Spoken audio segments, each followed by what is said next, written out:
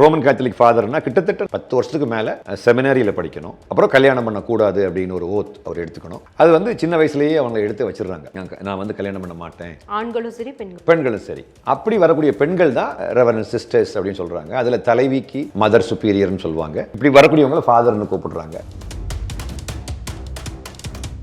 இந்த Bible college படித்து முடித்தவங்களில் 2 விதமான மக்கள் இருக்காங்க. ஒன்று கடவுளுக்கு ஊழியம் பண்ணணும்னு வந்தவங்க, இன்னொன்று வயிற்று பிழப்ப பார்ப்போம் அப்படின்ற மாதிரி அது ஒரு வேலையாக செய்ய ஆரம்பிச்சிட்டாங்க. ஆக்சுவலாக ஆண்டவர் உங்களோடு இருப்பாராக அப்படின்னு அவர் பேசுவார், மக்கள் எல்லாம் உம்மோடும் இருப்பாராக அப்படின்னு மக்கள் சொல்லுவாங்க.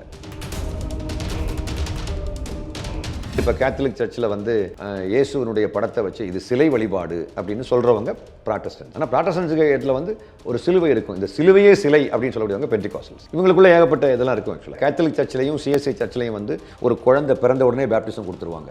ஆனால் இந்த பென்டிகாஸ்டல் சர்ச்சில் பார்த்தாக்கா பேப்டிசம் கொடுக்கணும் அப்படின்னா அவன் விசுவாசிக்கணும், நம்பணும் கடவுள்னு ஒரு ஆள் இருக்கிறாரு, நம்பக்கூடிய வயசு வரும்போது தண்ணியில் இம்மர்ஸ் பண்ணி எடுப்பாங்க. That is baptism. ஆக்சுவலாக நான் எதுக்காக இந்த சாதி மறுப்பை பற்றி ரொம்ப தீவிரமாக பேசுகிறேன் அப்படின்னாக்கா, இந்த சாதிங்கிற ஒற்றை பிரச்சனைனாலேயே கிறிஸ்தவர்கள் ரொம்ப பேர் கிறிஸ்தவத்துக்குள்ள வந்ததுக்கு பிறகும் திருப்தி இல்லாமல் இருக்கிறாங்க. ஆக்சுவலாக வாழ்க்கையில் ஒரு நிறைவு இல்லாமலே வாழ்ந்துட்டு இருக்கிறாங்க. எதுக்குடா இங்கே உள்ள வந்தோம் அப்படின்ற மாதிரி ரொம்ப பேர் இருக்காங்க. நீங்கள் இங்கே கூட பரவாயில்ல, நீங்கள் திருநெல்வேலி, நாகர்கோவில், தூத்துக்குடி எல்லாம் போனீங்கன்னா ஒரே தெருவில் 2 சர்ச் இருக்கும். ஒன்று நாடாருடையது, இன்னொன்று தாழ்த்தப்பட்டவருடையது. ஒன்று நாடாருடையது, இன்னொன்று பிள்ளைமாருடையது. இப்படியெல்லாம் பிரிஞ்சு இருப்பாங்க. இன்னைக்கு இந்தியாவில் கிறிஸ்தவம் புறக்கணிக்கப்படுகிறது, கிறிஸ்தவர்கள் கொடுமைப்படுத்தப்படுகிறார்கள், ஐயோ கன்னியாஸ்திரிகள் கற்பழிக்கப்படுகிறார்கள், ஃபாதர்கள் கொல்லப்படுகிறார்கள், சர்ச்சுகள் கொளுத்தப்படுகிறது. எல்லாத்துக்கும் காரணம் இதுதான். சும்மா இந்துக்கள் வெறுக்கிறாங்க நான் சும்மா சொன்னாலும் ஒத்துக்க மாட்டேன். ஒரு இந்துவை பார்த்து கூட கீழ் ஜாதி என்று சொல்கின்ற உரிமையை அவன் கல்வாரியில் இழந்து விடுகிறான். அவர் எனக்காக உயிரை கொடுத்திருக்கும் போது நான் எப்படி அடுத்தவனை கீழ் ஜாதின்னு சொல்ல முடியும்? அப்படி இருக்கும்போது இவன் சக கிறிஸ்தவனையே கீழ் ஜாதி என்று புறக்கணிக்கிறான்.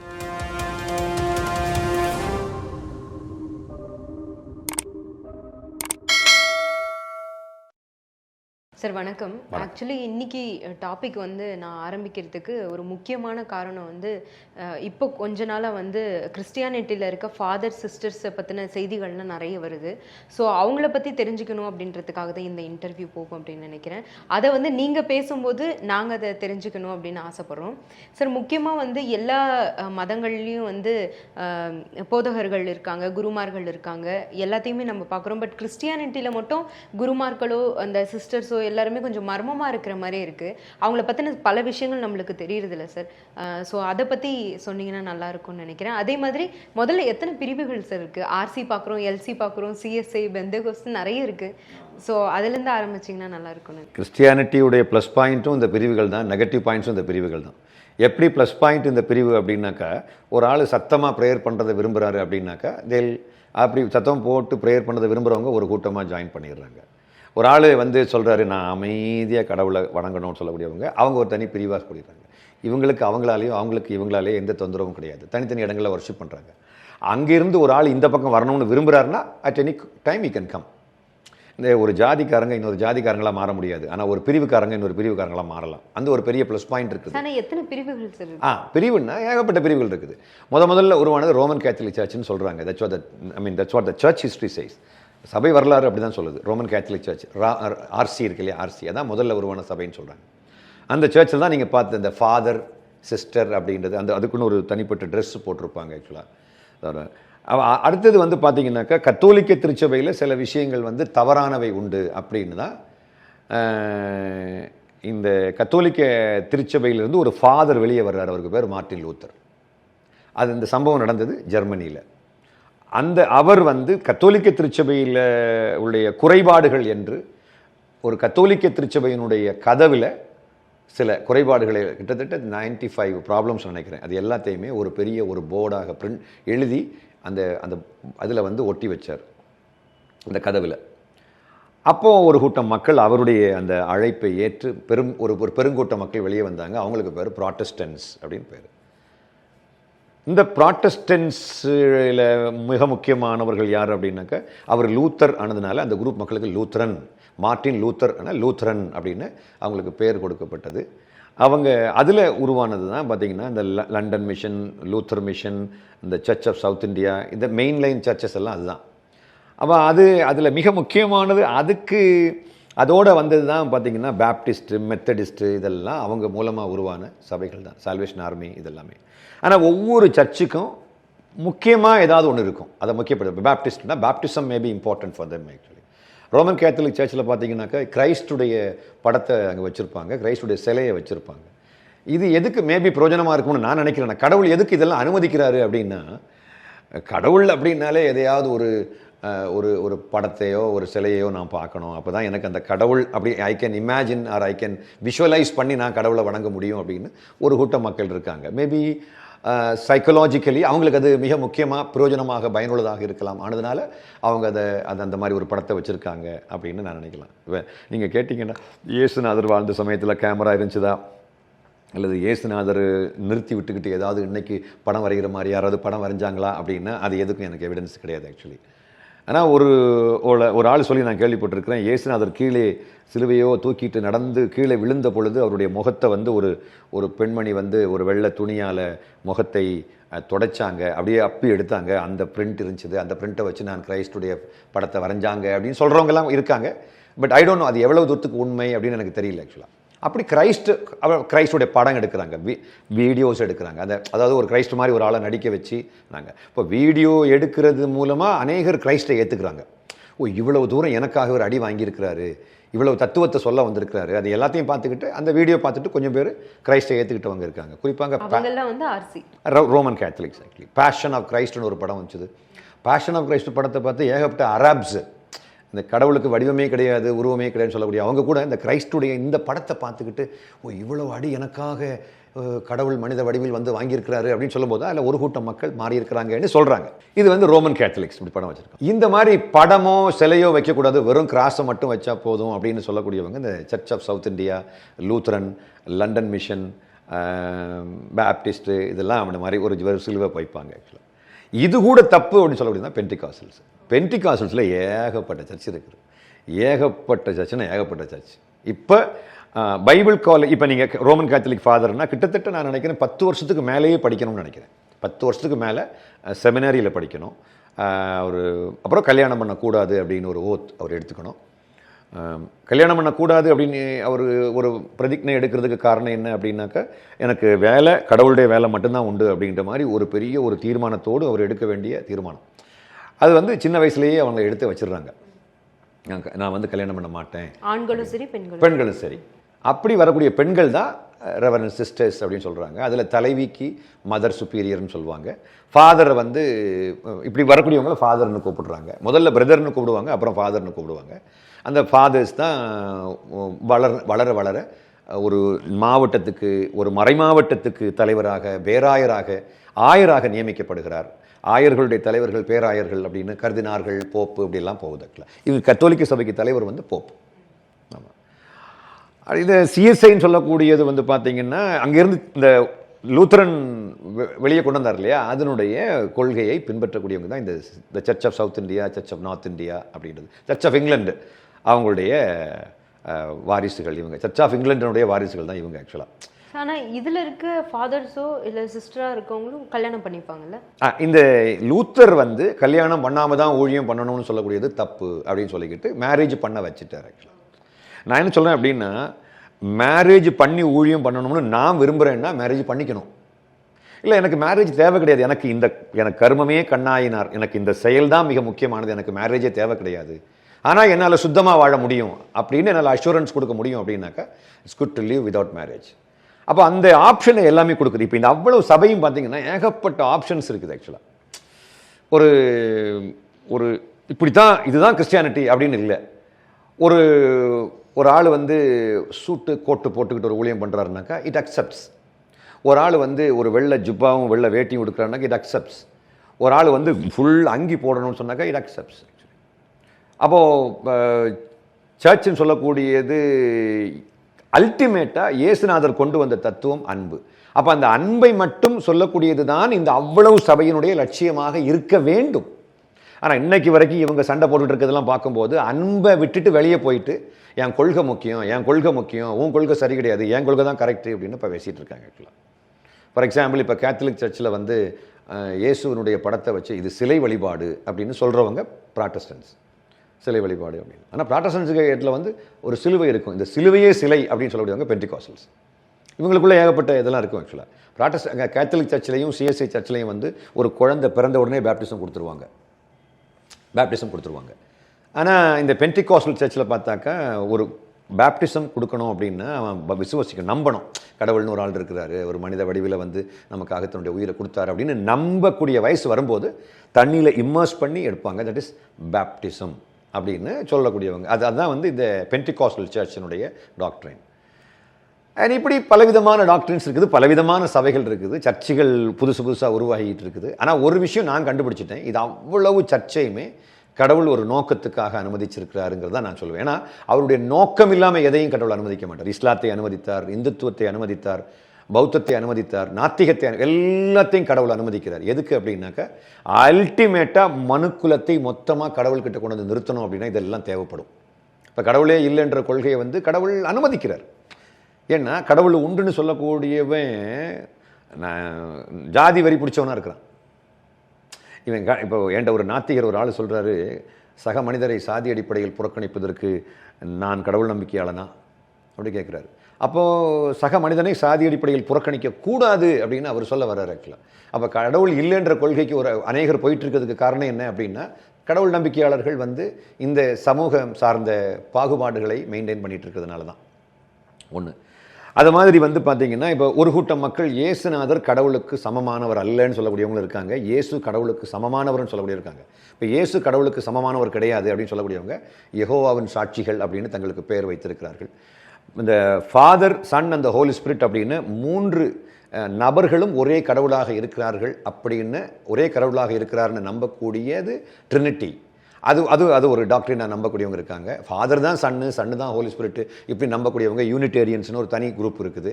அப்படி பலவிதமான இது இருக்குது ஆக்சுவலாக. ஆனால் எல்லார்கிட்டையுமே நான் எல்லா சபைக்கும் போகிறேன்.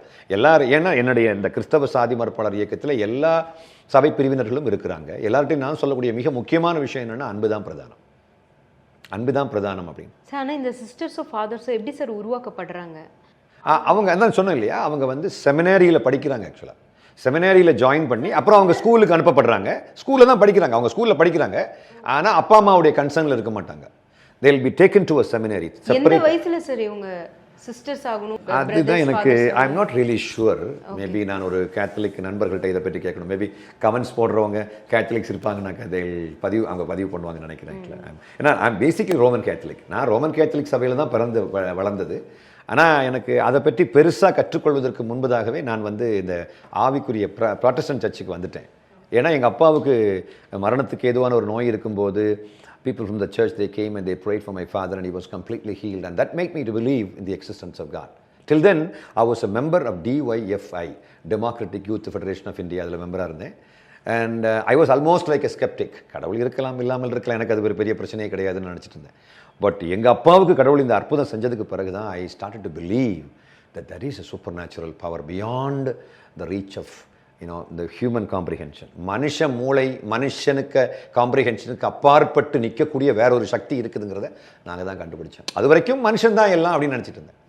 ஸோ கடவுள் அப்படின்னு ஒரு சக்தி இருக்கிறத நான் எங்கள் அப்பாவுடைய ஹீலிங்கு பிறகு நான் கண்டுபிடிச்சேன். அதுக்கப்புறம் எனக்கு திக்குவாக இருந்துச்சு, சுகமாச்சுது. நான் வந்து விக்னேஷன் கூடாக விக்னேஷ் அப்படி தான் கூப்பிடணும். அவ்வளவு தூரத்துக்கு திக்குவாக இருந்துச்சு. இப்போ நான் திக்குவாய் உள்ளவன் சொன்னால் நீ நம்புவியா? நம்ப முடியுமா? அவ்வளவு தூரத்துக்கு powerful God is my God. I cannot simply deny my Jesus. சொல்லுவாங்க, என்ன கிறிஸ்டியானிட்டியில் இவ்வளோ பிரச்சனை இருக்குது, நீங்கள் என்ன பிரதர் இப்படியெல்லாம் பிரச்சனை இருக்கும்போது ஏன் அந்த மதத்தை ஃபாலோ பண்ணுறீங்க? எங்கள் பெரியப்பாவுடைய மகன் தோழர் ஃப்ரான்சிஸ் இன்னைக்கு காலையில் நேற்றைக்கு சாயந்தரம் கால் பண்ணிவிட்டு, தோழர் எப்படி இருக்கீங்க அப்படின்னு. அவர் என்ன பிரதர்னு கூடுவாங்க, நான் அவரை தோழர்னு கூடுவேன். அவர் என்ன பிரதர் எப்படி இருக்கீங்கன்னு கூடுவாங்க, நான் வந்து தோழர் நல்லா இருக்கிறேன் தோழர் அப்படின்னு சொல்லுவேன். அவர் வந்து ஏத்திஸ்ட். ஆக்சுவலி என்னை ஏத்திஸ்டாக மாற்றக்கூடிய வேலையை கையில் எடுத்தவர், டிஒய்எஃப்ஐக்கு என்ன நடத்தி கொண்டு சென்றவர் மூத்த தோழர்.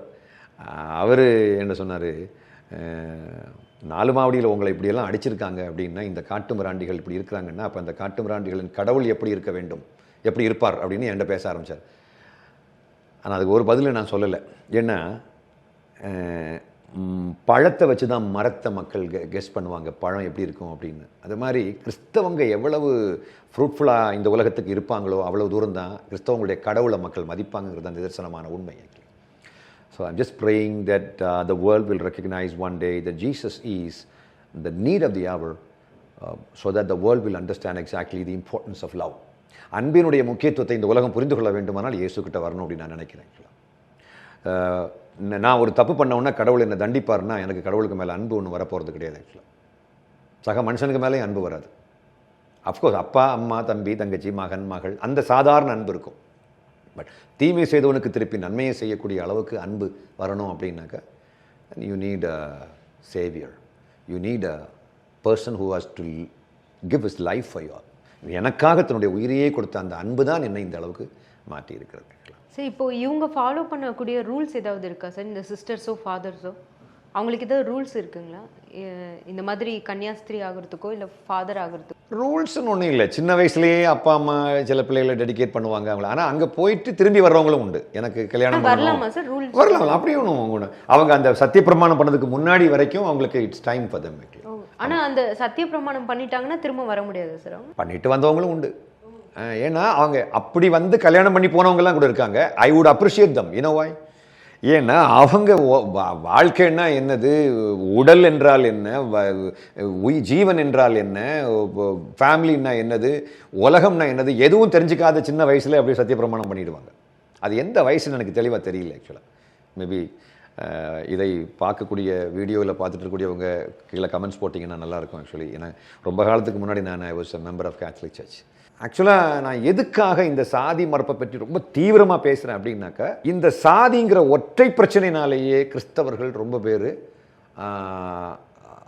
கிறிஸ்தவத்துக்குள்ளே வந்ததுக்கு பிறகும் திருப்தி இல்லாமல் இருக்கிறாங்க. ஆக்சுவலாக ஒரு திருப்தி இல்லாமலேயே, ஒரு வாழ்க்கையில் ஒரு நிறைவு இல்லாமலே வாழ்ந்துட்டு இருக்கிறாங்களே. எதுக்குடா இங்கே உள்ளே வந்தோம் அப்படின்ற மாதிரி ரொம்ப பேர் இருக்காங்க.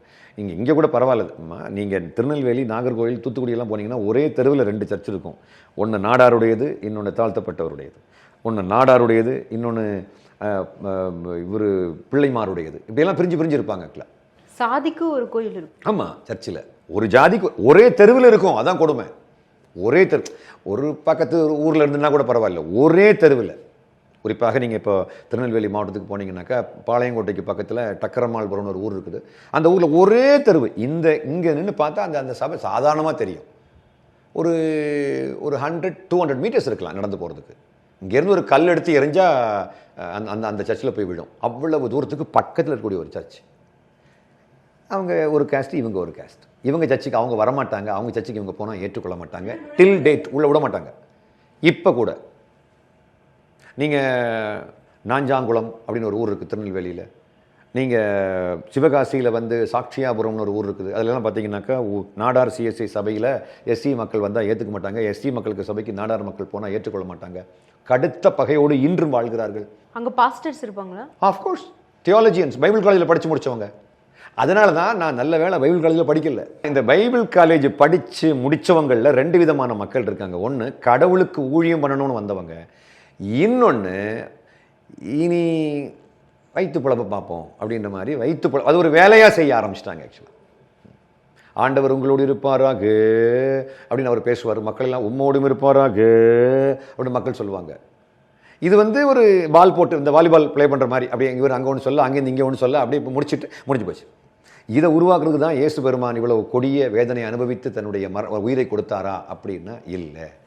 இயேசு பெருமான் இப்படிப்பட்ட ஒரு மரணத்தை அடைந்து நான் அடைய வேண்டிய தண்டனையை அவர் ஏற்றுக்கொண்டதனுடைய காரணமே என்னை அன்புள்ளவனாக மாற்றுவதற்காக. ஆனால் அன்புள்ளவன் கண்டிப்பாக சக மனிதனை சாதி அடிப்படையில் புறக்கணிக்க முடியாது. ஒரு இந்துவை பார்த்து கூட கீழ் ஜாதி என்று சொல்கின்ற உரிமையை அவன் கல்வாரியில் இழந்து விடுகிறான். அவர் எனக்காக உயிரை கொடுத்திருக்கும் போது நான் எப்படி அடுத்தவனை கீழ் ஜாதின்னு சொல்ல முடியும்? அப்படி இருக்கும்போது இவன் சக கிறிஸ்தவனையே கீழ் ஜாதி என்று புறக்கணிக்கிறான். உனக்கு ஒரு விஷயம் தெரியுமாப்பா? மெட்ராஸில் வந்து டாக்டர் டிஜிஎஸ் தினகரன் கேள்விப்படுறீங்களா? அவருடைய சொந்த ஊர் தென்காசி மாவட்டத்தில் சுரண்டைன்னு ஒரு ஊர் இருக்குது. அந்த சுரண்டைங்கிற இடத்துல பல சிஎஸ்ஐ சபை இருக்குது. அதில் கீழச்சுரண்டைங்கிற இடத்துல இருக்கக்கூடிய சிஎஸ்ஐ சபையினர் வியாபாரி நாடார்கள். கொஞ்சம் அந்த பக்கம் வாக்கபிள் டிஸ்டன்ஸில் பங்களா சுரண்டைன்னு ஒரு ஊர் இருக்குது. அந்த ஊரில் உள்ள மக்கள் பனையேறி நாடார்கள். இது வியாபாரி நாடார்கள், அது பனையரி நாடார்கள். இந்த வியாபாரி நாடார்கள் பனையரி நாடார்களுக்கு வீட்டுக்கு போனாலும் தண்ணி குடிக்க மாட்டாங்க. அந்த மக்கள் இந்த சர்ச்சுக்கு வந்தால் மெம்பர்ஷிப் கிடையாது, ஏற்றுக்கொள்ள மாட்டாங்க. இந்த மக்கள் அந்த சர்ச்சில் மெம்பர்ஷிப்புக்கு போகவும் மாட்டாங்க. இது ஏதோ 2-3 நூற்றாண்டுகளுக்கு முன்பு நடந்த காட்டுமிராண்டித்தனமான செயல் அப்படிலாம் கிடையாது. அங்கே டாக்டர்ஸ் இருக்காங்க, இன்ஜினியர்ஸ் இருக்காங்க, ரொம்ப படித்தவங்க இருக்காங்க. எல்லாம் இருக்கும்போது இந்த விஷயம் நடக்குது. இன்னைக்கு இந்தியாவில் கிறிஸ்தவம் புறக்கணிக்கப்படுகிறது, கிறிஸ்தவர்கள் கொடுமைப்படுத்தப்படுகிறார்கள், ஐயோ கன்னியாஸ்திரிகள் கற்பழிக்கப்படுகிறார்கள், ஃபாதர்கள் கொல்லப்படுகிறார்கள், சர்ச்சுகள் கொளுத்தப்படுகிறது. எல்லாத்துக்கும் காரணம் இதுதான். சும்மா இந்துக்கள் வெறுக்கிறாங்க நான் சும்மா சொன்னாலும் ஒத்துக்க மாட்டேன். நல்ல ஒரு பொருள், தரமான ஒரு பொருளுக்கு கண்டிப்பாக மார்க்கெட் என்றைக்குமே உண்டு. நம்ம அன்புள்ளவங்களா மாறிட்டோம்னா எந்த தாழ்பாள்களும் நமக்கு அடைக்க மாட்டோம். யாரும் தாழ்பாள்களை அடைக்க மாட்டார்கள். அன்புக்கும் உண்டோ அடைக்கும் தாழ். அப்போ இப்ப அன்பில்லாதவங்க கிறிஸ்தவத்தை நடத்திட்டு இருக்கிறதுனால தான் இந்த கிறிஸ்தவத்தை இந்துக்கள் ரொம்ப வெறுக்கிறாங்க. ரொம்ப வெறுக்கிறாங்க. என்கிட்ட ஒரு ஆள் சொன்னார், அல்லாஹ் வந்து கடவுளே கிடையாது அப்படின்னு கிறிஸ்டியன்ஸ் எல்லாம் பைபிளை படித்து இஸ்லாத்தை அந்த குரானை படித்து நிரூபிச்சிட்டாங்க, அல்லாஹ் கடவுளே கிடையாது அப்படின்னு.